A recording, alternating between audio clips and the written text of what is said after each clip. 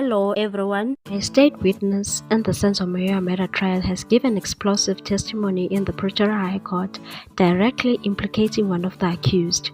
A man who lived with Bongani Ntanzi before his arrest has been testifying in the trial against the 5 men accused of murdering the football star. Meyiwa was shot at the home of his then-girlfriend Singa Kelly Khumalo in October 2014. The state believes that the man and the dog killed Meyiwa in a robbery gone wrong. It's been an afternoon of dramatic twists and turns in the Pretoria High Court as Jack Buthelezi, a man who has described himself as a brother to Bongani Ntanzi, gave testimony. Initially, he dropped a bombshell on the conversation he had with Ntanzi in a police car after Ntanzi's appearance at a court in Rustenburg. He said again that I've been arrested for a matter where he had killed Meyiwa in Vosloorus. We were at a party together with Mapisa and friends.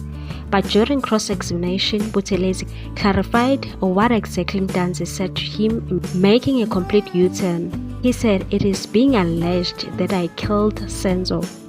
Buthelezi said that after the conversation, he gave Ntanzi 500 rands to buy toiletries, and Ntanzi turned the other way and started crying.